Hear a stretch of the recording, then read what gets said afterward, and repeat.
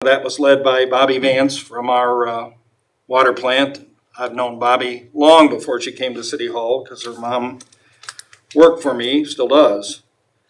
And Bobby's led by Joe Ewers, our assistant superintendent out there. And I just wanted to say thank you, Bobby, and thank you, Joe, for your efforts. And again, I'll read a story from Mrs. Hauk's third grade class from a year ago. Ironically, last week or 2 weeks ago when we were together, you'll recall we passed a resolution supporting our safety services folks, and I read Branna's discussion on being a firefighter, and the next page is Logan expressing his interest in becoming a police officer. Logan says, "I want to be a police officer. I will eat donuts all the time. I will arrest people and put bad guys away. I will use handcuffs. I want to be a police officer to help people." And that is from Logan. At least he lives in a town where we have Meek's Pastry Shop and he can get quality donuts. That's all I have, sir. Thank you, Mayor McCann. Mr. Leonard. Nothing at this time. Mr. O'Donnell. I have nothing for you either.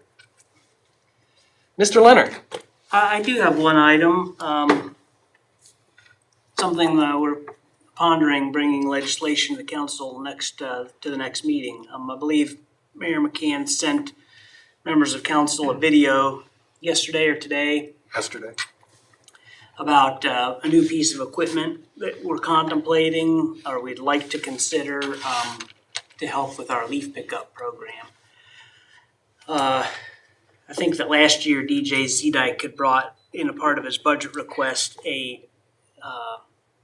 basically a truck-mounted vacuum, and what he's looking at would be the truck and the chassis with the mounted vacuum on it. Pretty impressive machine. If you had a chance to watch the video, you'll have a pretty good idea what I'm talking about. If you didn't, you can maybe imagine the Vector truck we have in wastewater with a big hose on it, and it sucks up leaves. The beauty of it is it does a couple of things. Number one, leaves a very clean trail. I think what we've experienced in the last few years with the equipment, or some of the equipment we use for leaf pickup, is more of a scooping kind of a thing, and we're leaving a lot of debris. We need to send the street sweeper on the heels of that effort. The biggest advantage of the equipment we're talking about or looking at is that it can be operated by a single person, much like the street sweeper itself. This can be driven and operated by one person. We have challenges every fall getting sufficient seasonal help to help with leaf pickup. In years past, we've used free labor provided out of the CCNO. That has been a program that we have not been able to utilize for a couple of years. Maybe won't for the foreseeable future. But if you haven't seen the video, I would encourage you to try and look at it.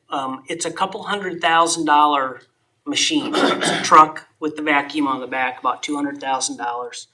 We've received terms on financing it over a 5-year period of time, about $45,000 a year for 5 years, and then we would own it outright. Given the seasonality of its use, we would imagine we would be able to use it for years and years and years beyond that 5-year term. Did I say about $45,000 a year? We would pay for that out of a portion of the new proceeds that we receive in the streets fund from the increased gas tax that was enacted about a year ago. So really just by way of introduction, we could not get the legislation before you tonight.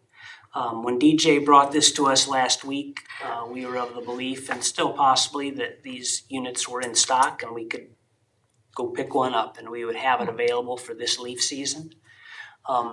That has possibly changed somewhat, and the message I got from DJ late today in anticipation of this discussion was that could be all or a portion of the leaf season.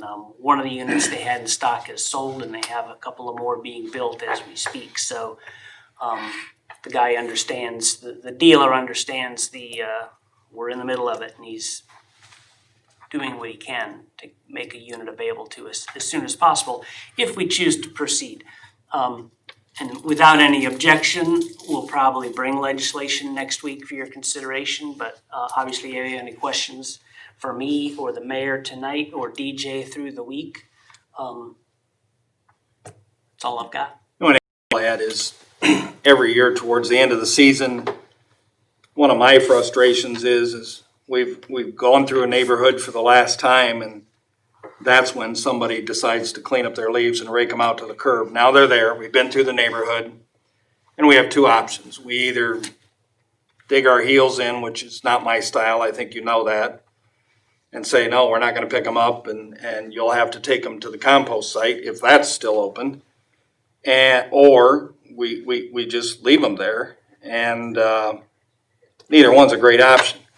This truck allows us to just hop in it, go out and clean up that mess, and move on down the road. It happens every year. Sometimes those folks call in here and say, well, I was out of town, or I didn't know. Speaking of which, I believe the tentative or preliminary leaf pickup schedule is now available on our website, so people can know. And frankly, there's areas in town already where we could be cleaning up some leaves. But just from my standpoint, sitting in the mayor's seat, we field those calls every year towards the end of the season, or just driving around, see those leaves and would like to have them picked up.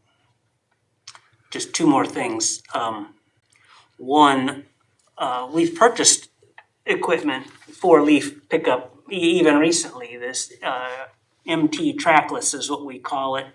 The equipment we've used up to this point, it still has applications where it would be used for leaf pickup. And of course, it is used throughout the winter in snow removal as well. So that would not be an obsolete piece of equipment.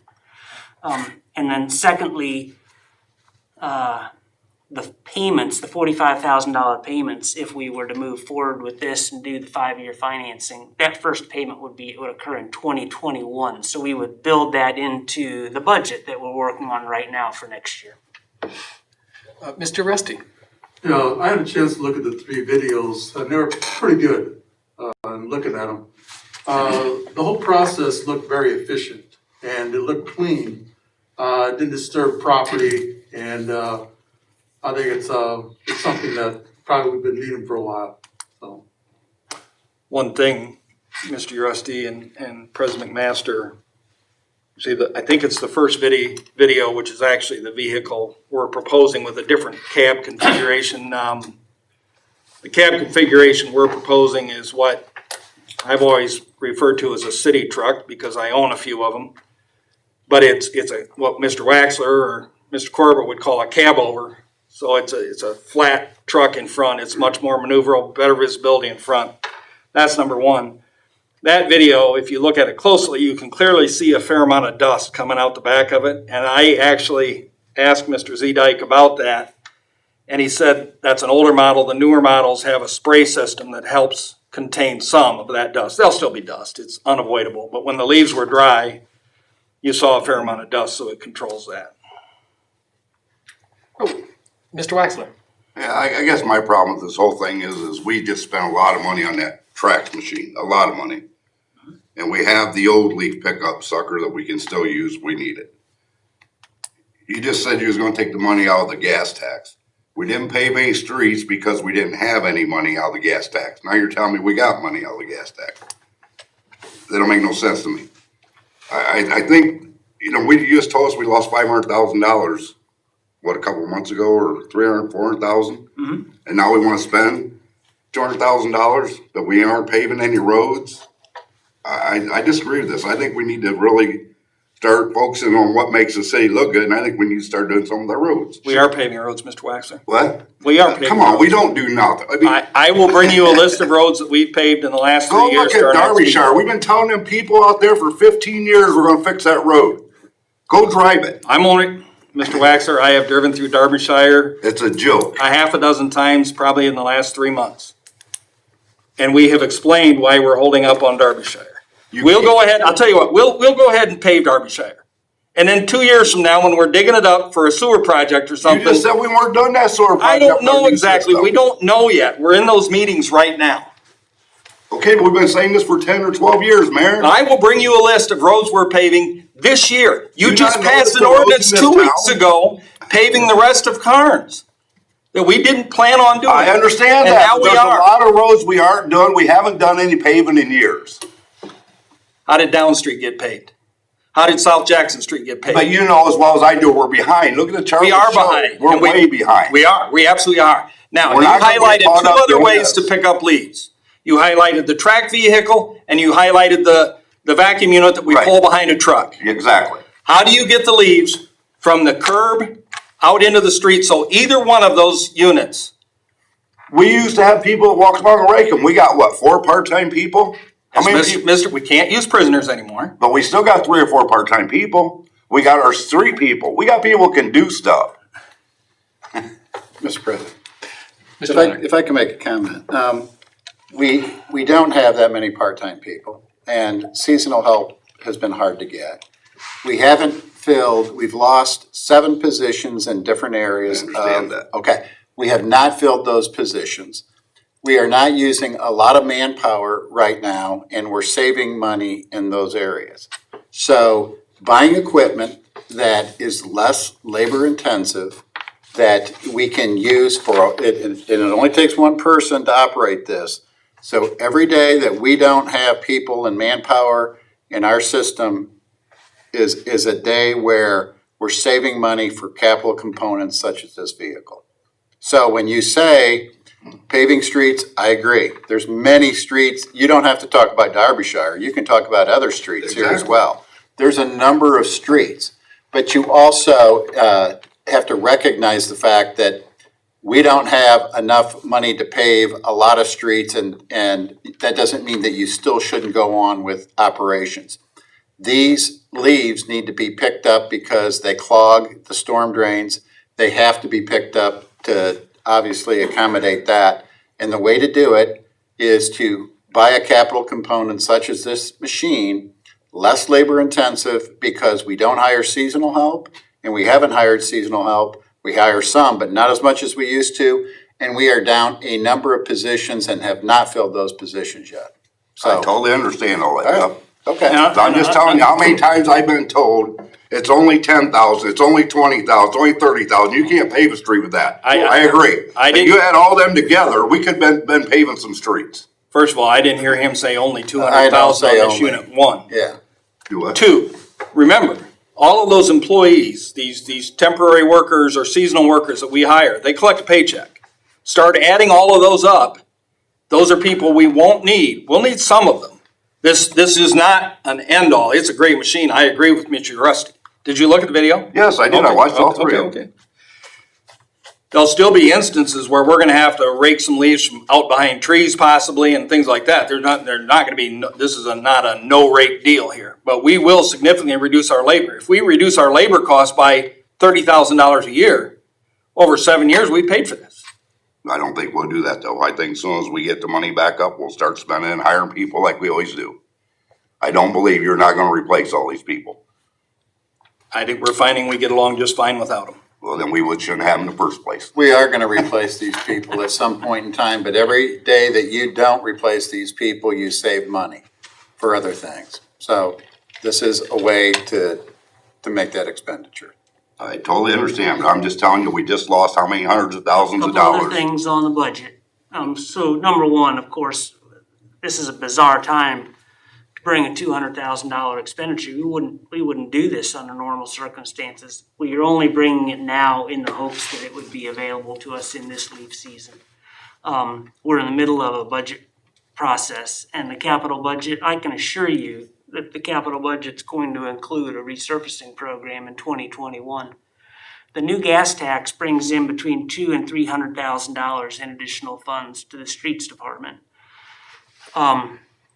So we're talking about 45,000 of that. We would still have funds available from the new gas tax for street paving, and I will short of staking my life, but I will guarantee you will see a resurfacing program of significance in the 2021 budget.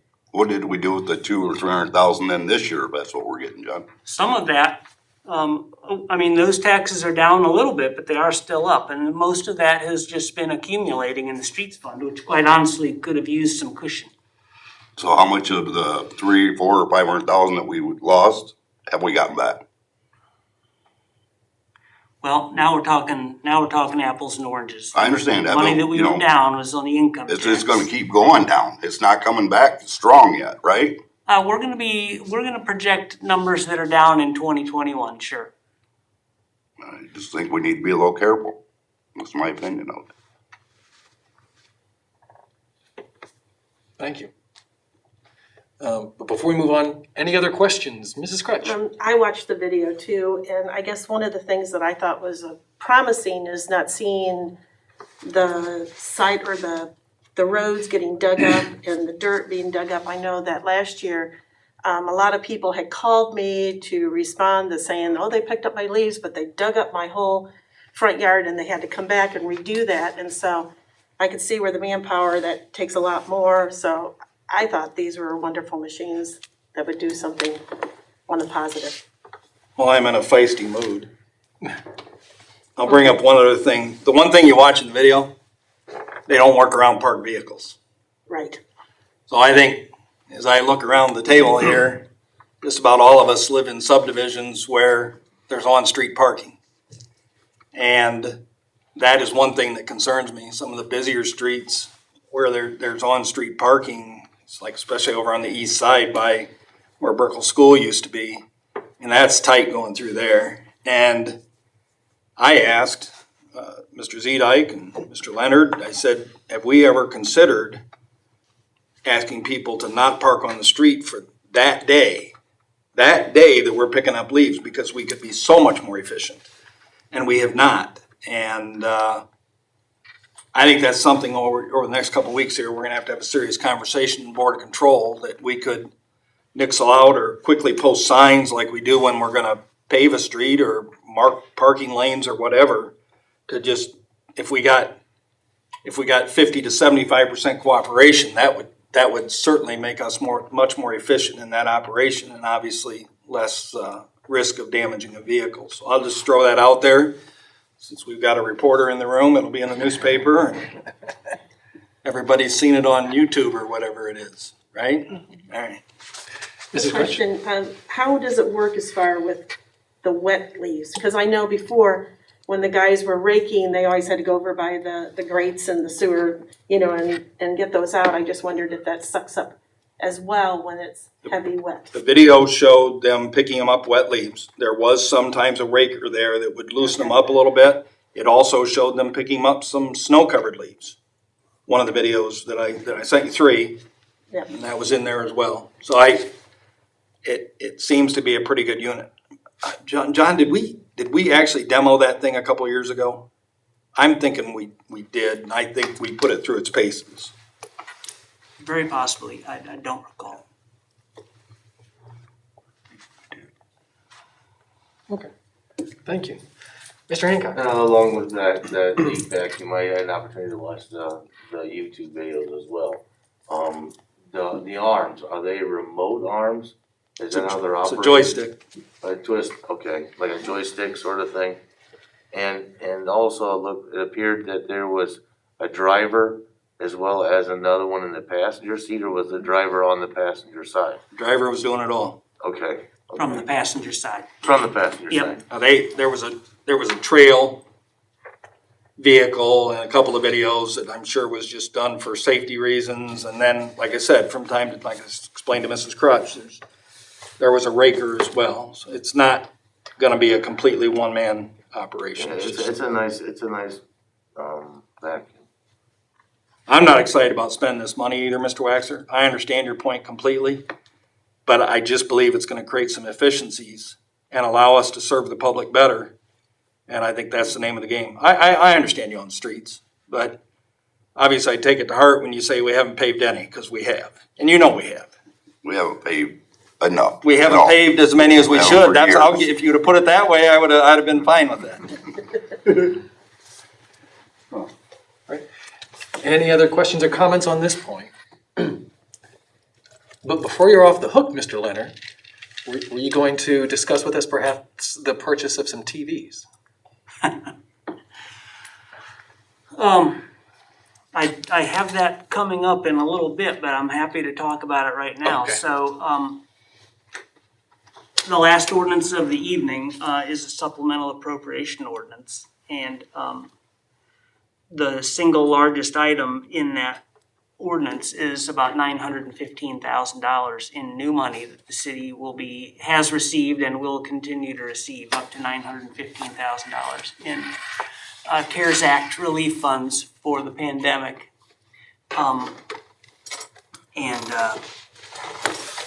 We received $210,000 several weeks ago. We received half of that again within the last couple of weeks. So we've taken in $315,000 in CARES Act money.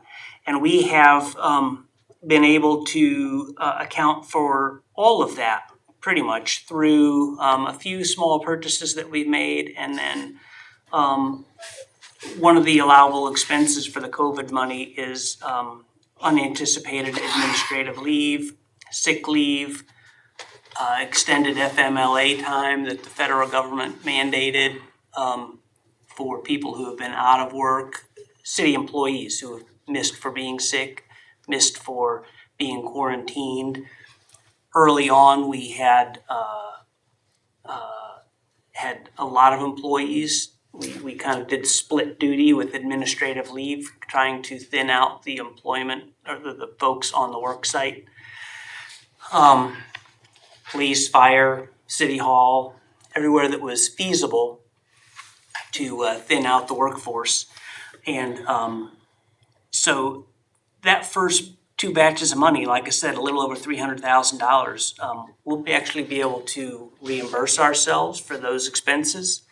That's going to help our general fund out a little bit. It's going to help our water and sewer fund to some extent as well. The challenge and what the administration and some of our division heads are working on right now is the third pot of money that we have yet to receive, but it has been approved. It was approved by the governor last week and we'll be getting it any time, is another, even more than what we've tried to spend so far. $600,000 is on its way. And we will be talking about how we can use that appropriate for what the funds are to be used for. One of the big things we're looking at is connectivity, networking, communications improvements. The Wi-Fi in this building is spotty, for an example. We've had televised council meetings. We've had no audience in the room. We think we can justify a lot of technology expenditures, including the couple $1,000s it would take to replace the TVs in this room. If that's something the council would like, the picture quality is much better. It'll get the picture up off the floor. I just think it'll be a better presentation in the room, and I think we can justify the expense. And in the face of the $600,000, we need to come up with how to spend. Yeah. The And I'm sorry, I TVs put are you a on the drop in spot the and I bucket. stepped on ordinance number 7. That's okay. I'll skip that part when I get to it. But yeah, that's the biggest piece of that ordinance, and that's this is what I would have talked about then. Any number of these expenditures, and we'll be bringing to council. We have a limited window of time in which to spend these dollars, and we'll keep you apprised. But we've just started the conversation late last week when the governor signed the bill. Oh, well, thank you. And speaking of ordinances, we do have several items for discussion up this evening. In fact, the first one up this evening, Ms. Elders. Second reading by caption only, an ordinance amending chapter 301 definitions and enacting chapter 377 operation of low-speed vehicles, underspeed vehicles, utility vehicles, and mini trucks as amended. Mr. O'Donnell?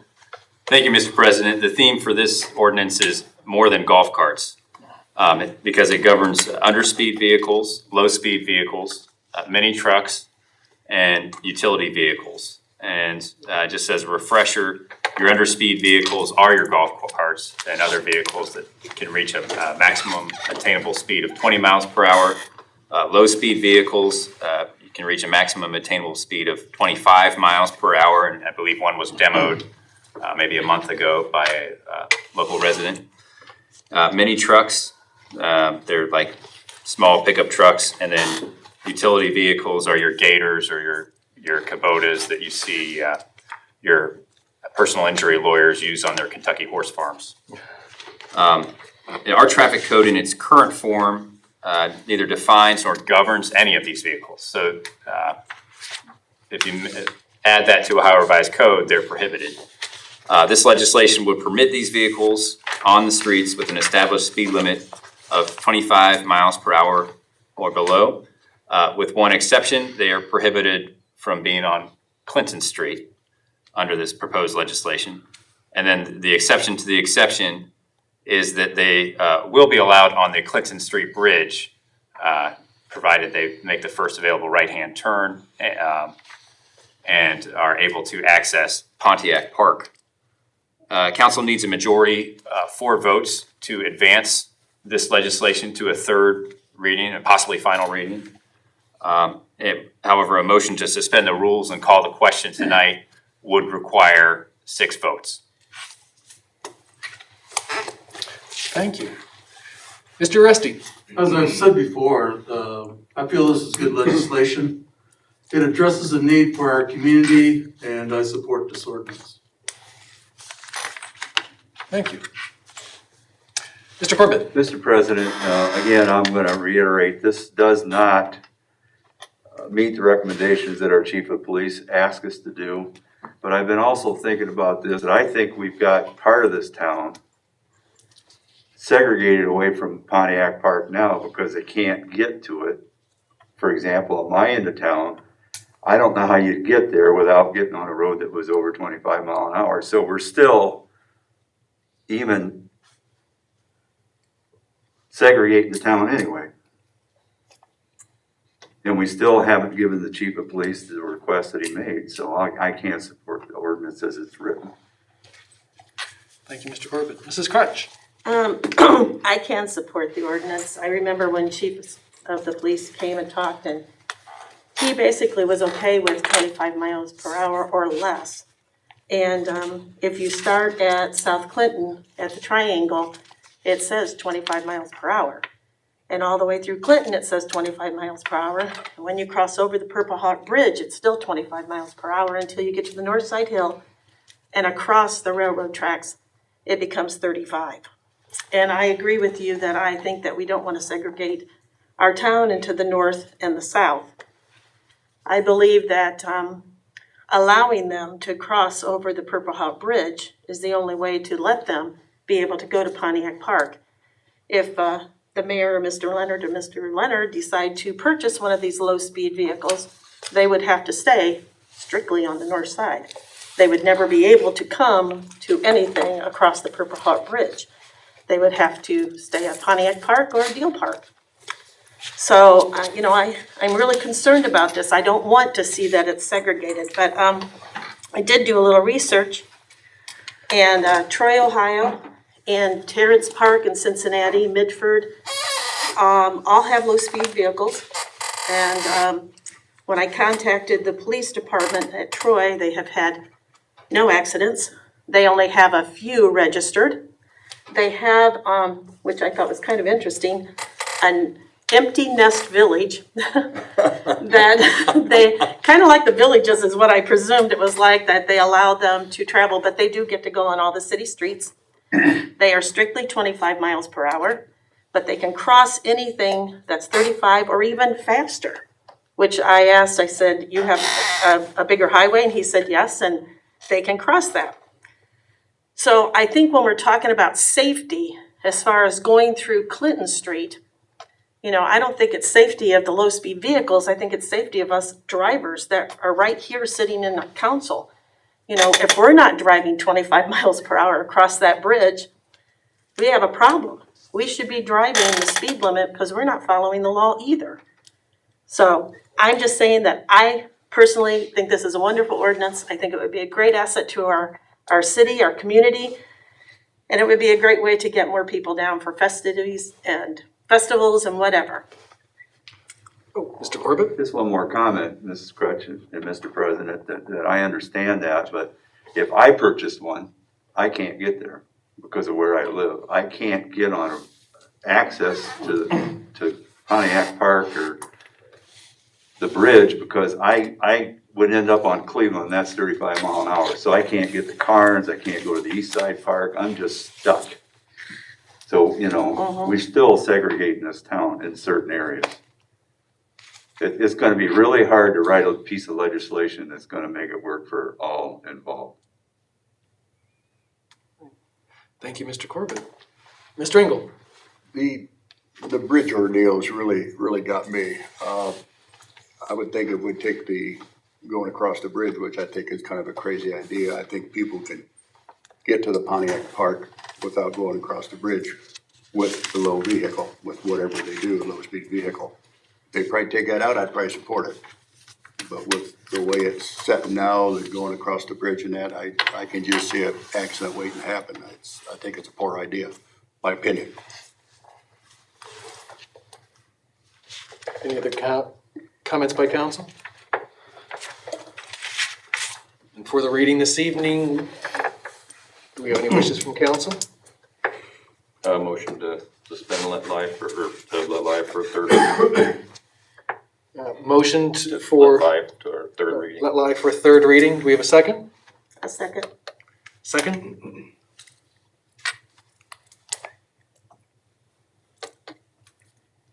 Mrs. Crutch?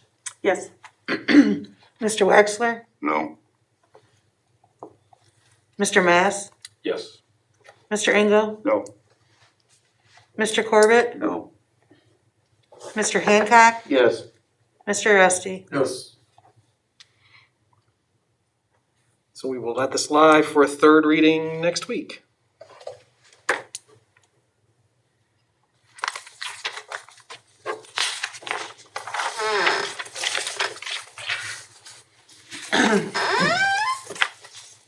Second up, Mrs. Engel. Seriously? It's like the fifth time I've done that. Elders. First reading, an ordinance amending section 1169.10D8 of the codified ordinances of the city of Defiance, Ohio by restricting drop-off boxes. Mr. O'Donnell. Thank you. At our September 8th council meeting, this body made a motion to prohibit the clothing donation boxes. And then at a subsequent meeting, Mr. Waxler, I believe it was through Mr. Engel, our former zoning commissioner, had brought up the section that actually governs the drop-off boxes, and there are some requirements for them. So what this legislation does is changes those requirements to an outright prohibition on these donation boxes, on these drop-off boxes, with a few exceptions. And one of those exceptions is it would not apply to recycling collection facilities, because that would, before, as it currently stands, that provision is what governs the recycling facilities. This legislation would move that over to the next section in the Planning and Zoning Code, which governs dumpsters and would classify them as such. The prohibition does not apply to your charitable, religious, scientific, literary type organizations, provided they maintain a physical presence on site and are staffed, and it's not just an empty lot with a box.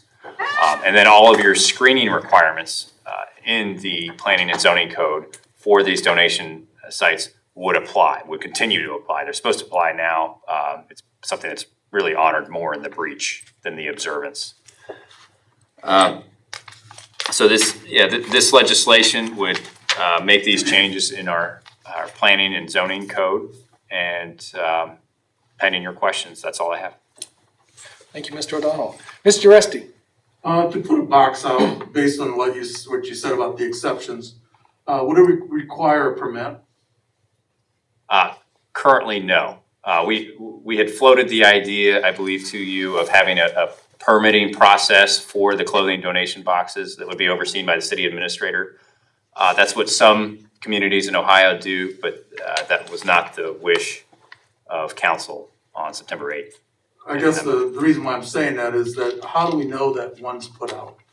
And the other one is how do we monitor that we don't run into the situation we have now with the overflows and unmonitoring, and then we have to basically bring it to somebody's attention. We have to basically do their job. Sure, it would be like the current zoning and nuisance regime that we have. It's largely complaint driven.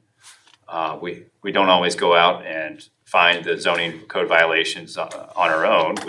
Somebody reports that there's an RV in a yard or something like that, and so we would find out that way and then contact the property owner or the clothing bin owner.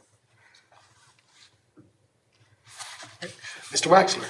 I guess my question is, when I was bringing that up, Sean, what I was basically bringing up was I wanted to make sure we followed the guidelines to abandon these, okay? I didn't really say that I wanted them. What I said is what the ones that are out there now didn't get permits. They didn't follow any of the rules. And what our ordinance says is if there's more than one, they have to have a lien, something over them, a covering, whatever that is. I don't know what the city considers a covering. So I guess my problem with all this is I wasn't for this, and I didn't want you to write a legislation to pass these. What I was getting at is I wanted to make sure we followed the correct steps to abandon these. But if I understand now after talking to the mayor that there's some people out there that's got them that are well maintained, and the people are paying or they're making money from them. Those are all tax exempt organizations though, and it's on their site, Okay. which this ordinance permits. Okay, that's fine. But what I guess, if we're gonna allow these, I think whatever that company is that has them where you're talking about should be the company that we should only maybe have one company in town because obviously they maintain theirs. Correct? Yeah, I would struggle with that, Mr. Waxler, to give an exclusive right to a company. Okay, but look at the Tri Center. Go out right now and look at the one out by Speeds at Cleveland, Ottawa. Oh, look at the one that's over by Regional. I mean, there's stuff piled around them, and we've been talking about it. Nothing still happening. There's still no nuisance sign. There's nothing happening.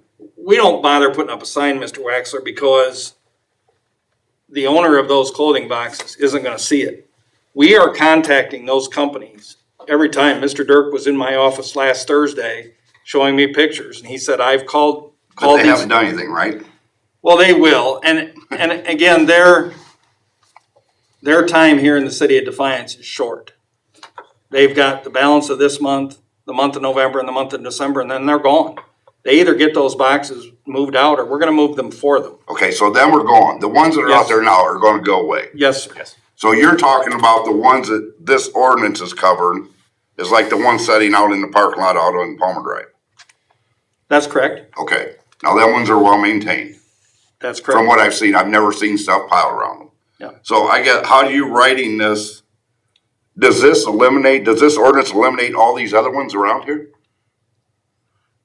I can't tell you what some of our churches may have on their sites. Does your church have one? I don't think No, mine does. I haven't seen any of them at the churches. I mean, if somebody has, I haven't. This ordinance would allow them to have them, but they would have to comply with everything that is in the ordinance and in our current code. And what I understood our code to say, Mr. Waxler, it would be hard to have a covering on these because I think it would be hard for them to pick them up to empty them. But they have to be enclosed, much like dumpsters have to be enclosed. every time we do a site plan review for a company and they have a dumpster on site, we talk about dumpster enclosures so that they're inside a fenced-in area, and people have been really good about that, and I think it's pretty much standard operating procedure in any community, so they're, architects and so forth are accustomed to doing that. So I would expect them to be possibly in an enclosure similar to a dumpster, is that the way I read that? Yeah, I mean, we would govern them as if they Right. were like a dumpster. So these would be, so they have to be enclosed or they don't then? Because our ordinance says they do, if you got more than one. Right, currently, they do not have to be enclosed. They do have to be screened. Okay, screened. And so that might not be like 100% enclosure like you see our dumpster out back, but it would have the three-sided Okay, then aesthetic protections. my other thing is though, I think that they should have to get a permit, so like Mr. Rusty said, we know what's in the city. Why would we not want them to get permits? We can amend the ordinance, Mr. Waxer. I would ask council to move this along and let us get it in place so we can start notifying these companies that they have till the end of the year to get them out.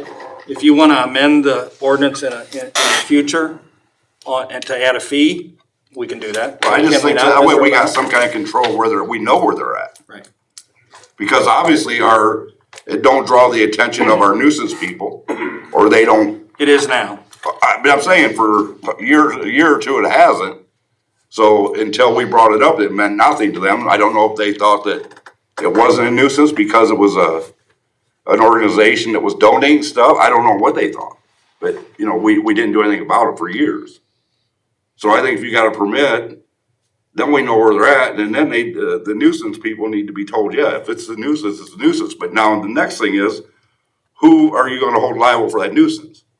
The Is it gonna be difficult the part of property this owner? provision, I mean, the difficult part of this ordinance will be the enforcement side. Yeah, because I don't know how you can hold a property owner responsible for something that They have a contract to allow that on their property, Mr. some Waxer. do, but some didn't have, you know?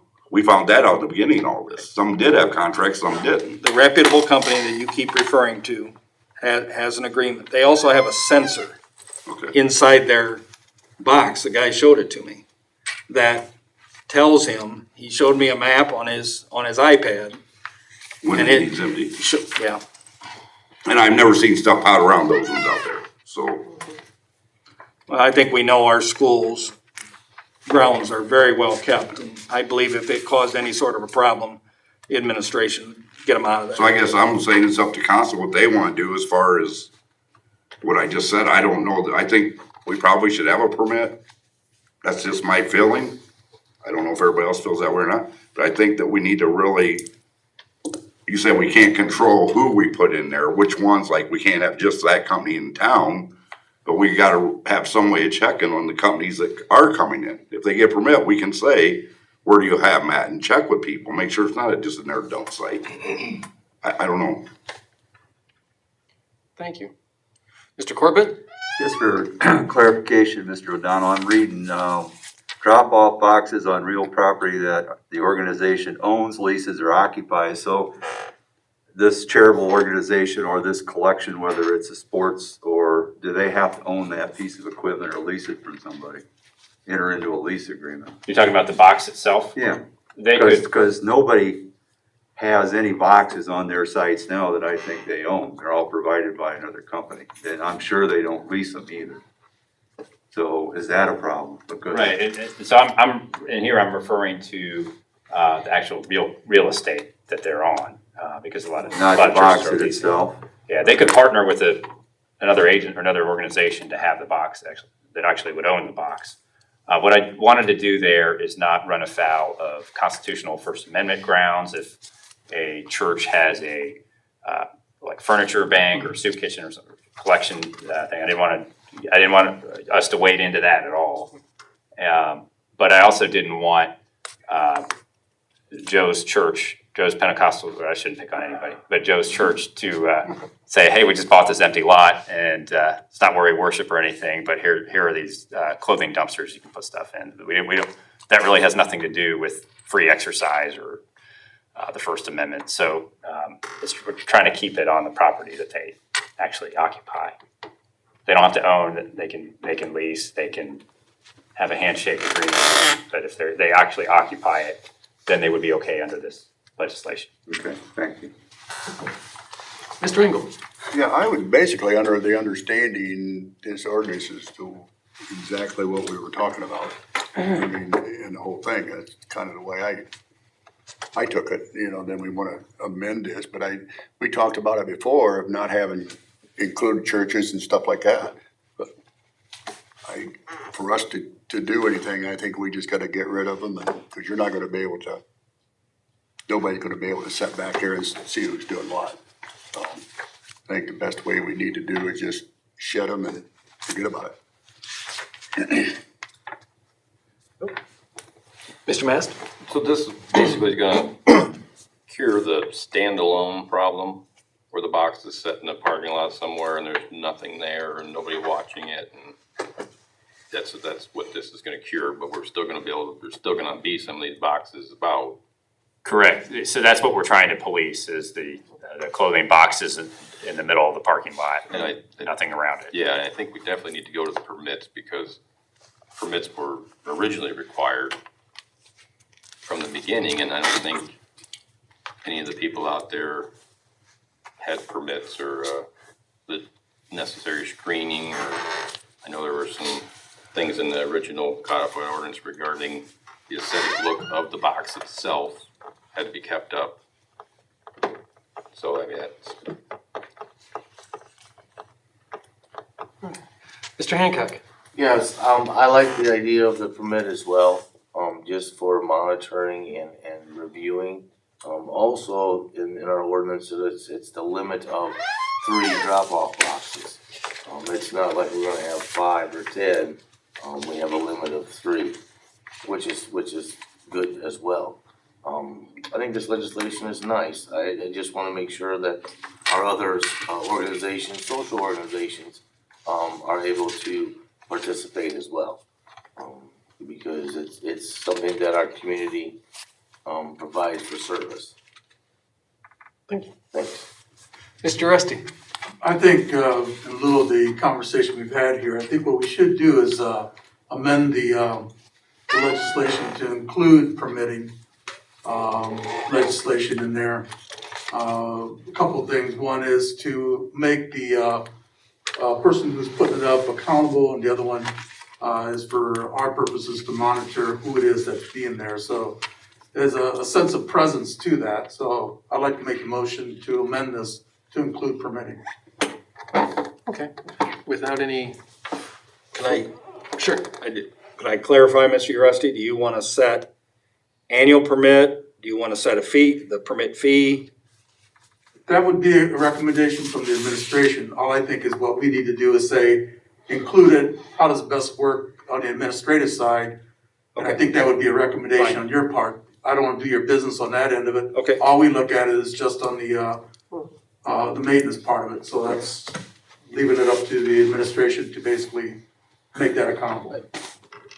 Could we revoke the permit? I mean, if somebody's not in compliance, can the permit be revoked? Yeah, I would put that in the legislation. Okay.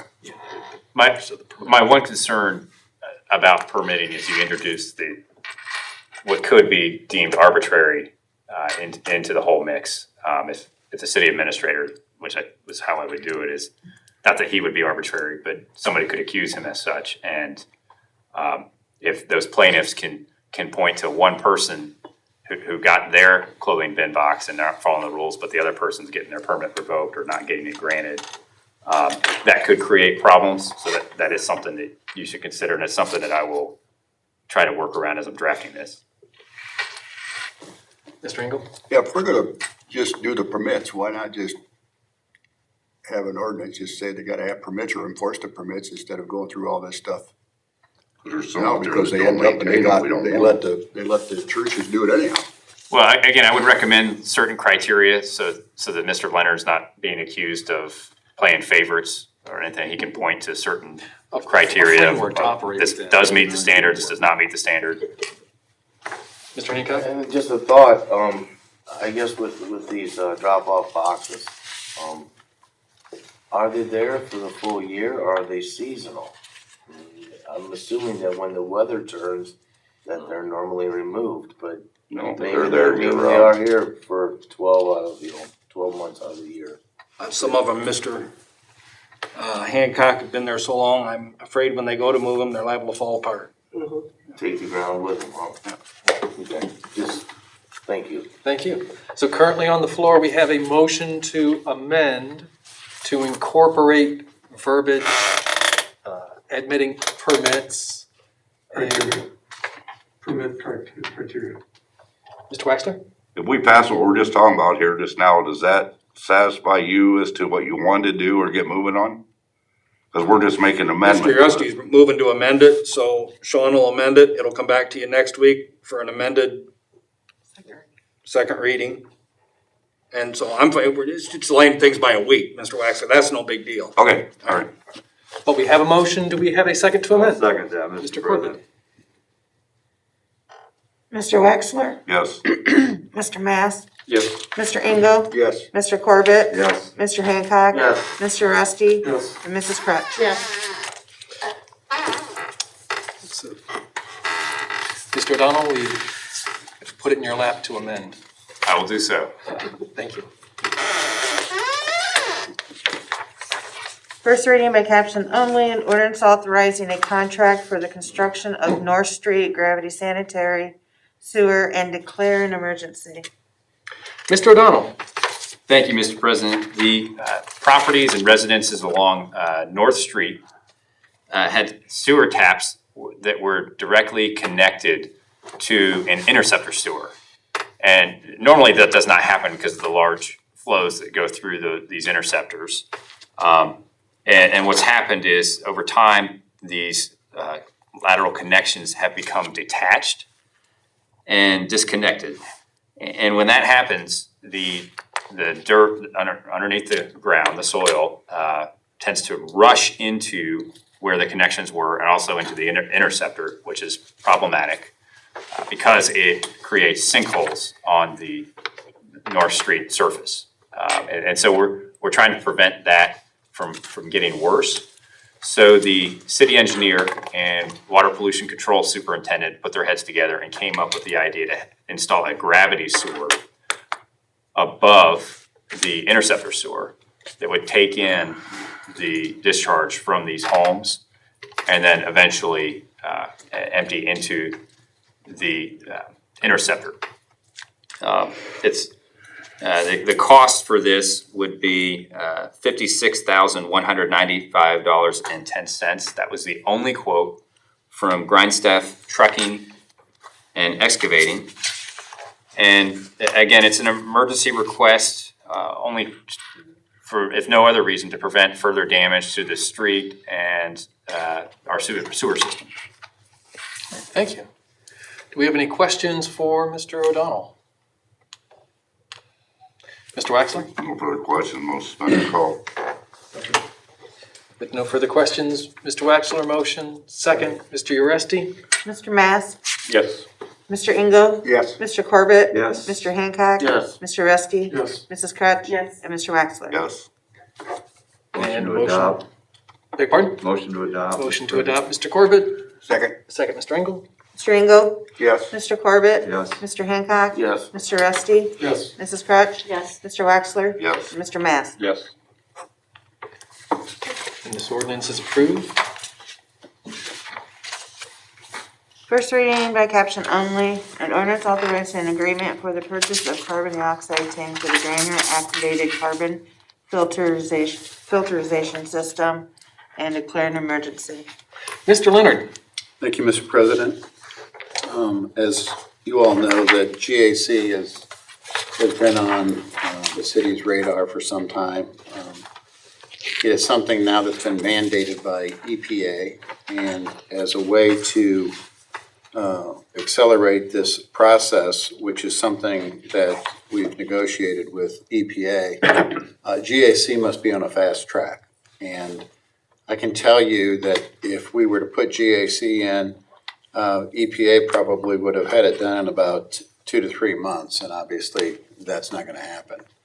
We've negotiated terms with them to engineer this system and move it forward. And as a way of moving it forward even quicker, we have, part of the strategy is to purchase a carbon dioxide tank early in the process. We do that because it'll be one of the first processes that will be implemented in GAC.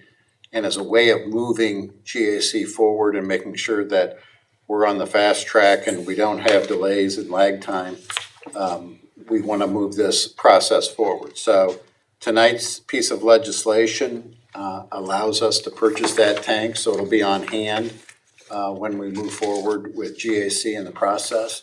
So this item and this agenda item for consideration for this ordinance is something that we wish to move forward on quickly and as a strategy to make sure there's no delay times in GAC. Thank you. Mr. Waxler? John, on here, is this 217, or are you just putting that in there showing that it's 2,000 more than what we originally had budgeted for this, or? This might be more of a question for Mr. Leonard, but for all the big projects like this, we get an opinion of probable cost from the professional design firm. Say we think this is going to cost this much, that's going to cost that much. But it's really subject to whoever shows up at competitive bidding. What did we have down for this? Do you remember? Well, In the budget?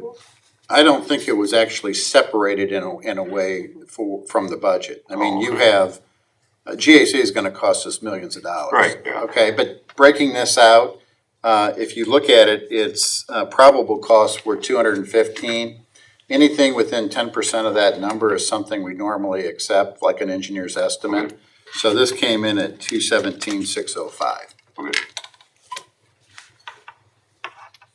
Oh, Mr. Mast? So this is part of the original GAC price tag that was Yeah. given initially? It is, and it will be, it's eligible for the financing that we're doing for the we're getting 0% financing through the state loan program for this project, and this money will apply to that as well. So it won't be money out of pocket for us. We'll get reimbursed as part of the loan and then pay it back with the debt service the next 20 years. Mr. Engel? No other questions, motion to suspend the call. Second. If we have no other questions, we have a motion to suspend and call Mr. Engel. Second, Mr. Mast? Mr. Corbett? Yes. Mr. Hancock? Yes. Mr. Rusty? Yes. Mrs. Crutch? Yes. Mr. Waxler? Yes. Mr. Mass? Yes. And Mr. Engel? Yes. To adopt? Motion to adopt Mrs. Crutch, and second, Second. Mr. Mast? Mr. Hancock? Yes. Mr. Leaks and cracks and things like that.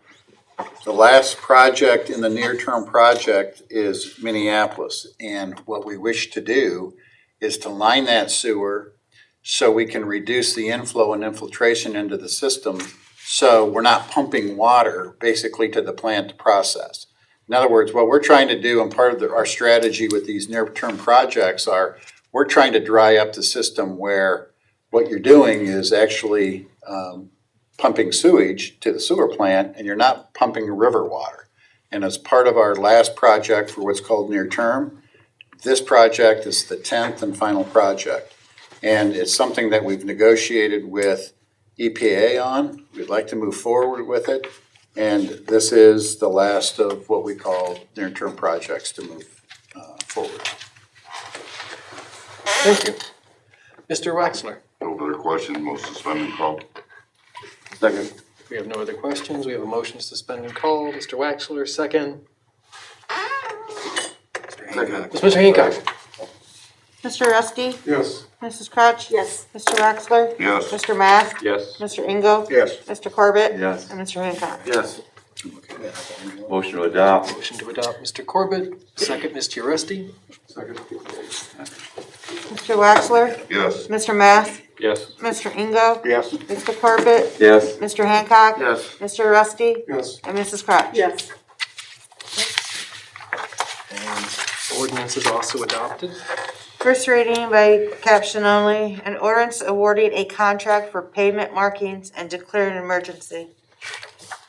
Mr. Leonard?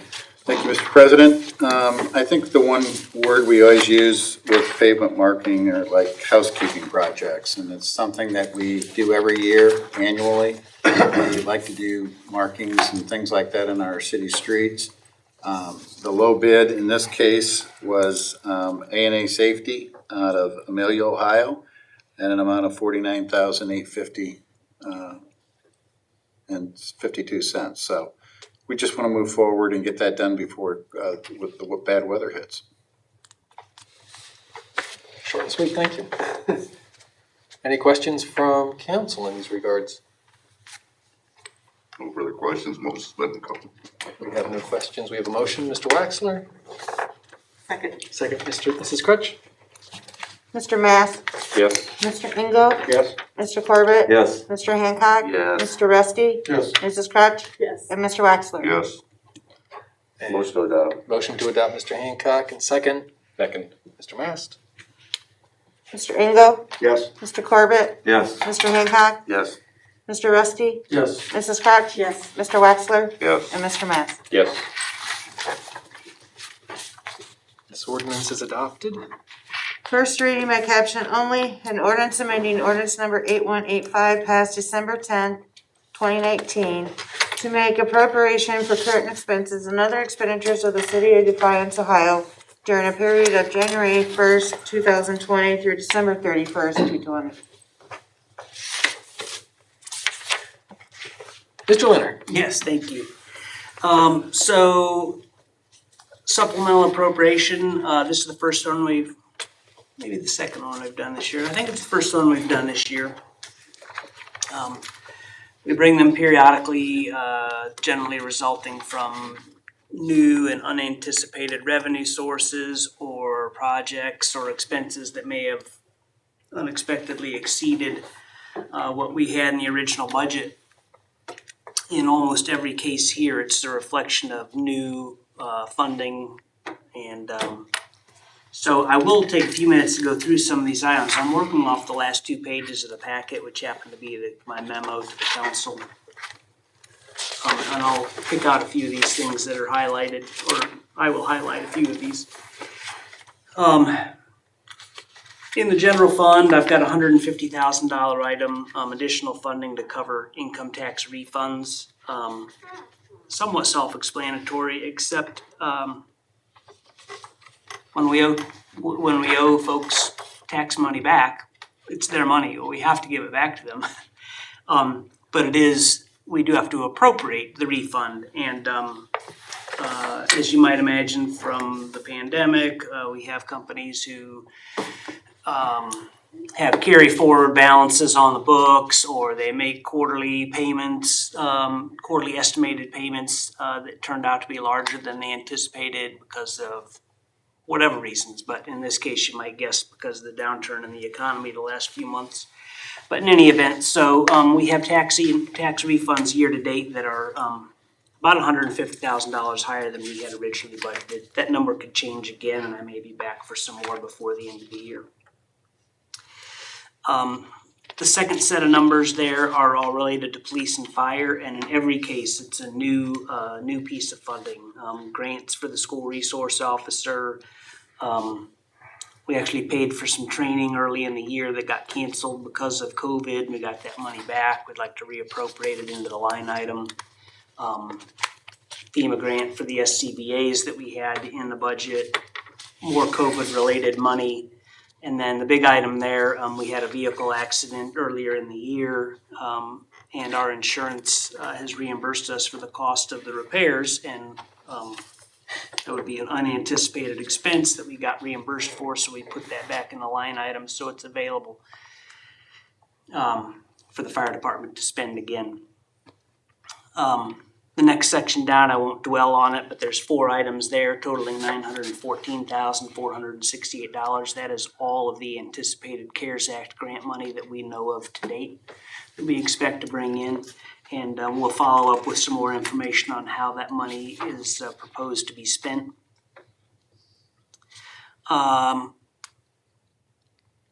$40,000 in the housing rehab fund. We no longer manage the housing program. It's more of a county thing with Defiance County and Paulding County, but we do have some leftover funds in that fund, and we occasionally get a draw from Maumee Valley Planning Organization to use that funding. I didn't appropriate any in 2020, so this covers what they've requested. As soon as that fund dries up, which will be soon, we won't have anything left to appropriate or spend. Looking kind of just to run those funds dry. Fire and Rescue Trust Fund, there's a $21,670 item. We did receive some additional COVID money. There was a separate part of the CARES Act fund specifically for first responders and frontline healthcare workers. We received it because we happen to be in the Medicare billing system for the EMS services that we provide. The chief has purchased PPE equipment, disinfecting equipment for the squads, things like that. And in fact, he's working on completing that list so that we can utilize all of that funding. And then the last item on the kind of the next page, just because I haven't done this in a while, and for anyone who's new, just an explanation. We have a fund called the Fire Damage Repair Fund. When there's a fire in town, when there's a residential fire in town, a portion, I believe it's 15% of the proceeds from that homeowner's insurance policy comes to the city, and we hold it in escrow pending the demolition or the repairs to the property. And I think this occurs when the property is damaged more than 50% of its value. It's all in the state law. But in any event, we never appropriate money out of this fund because we can't anticipate when the fires might happen. But so every time we do have a fire and we get insurance money back, we hold it, we turn it back over to the property owner when they've met the requirements. And like everything else we do, it has to be appropriated. So we request that as we go. And up to this point, we need $69,000 appropriated to cover those payments back to those property owners. It's really a state program that we manage here. It's insurance, the property gets maintained after the fire. That's all I've got. Take any other questions if there are any. Well, thank you.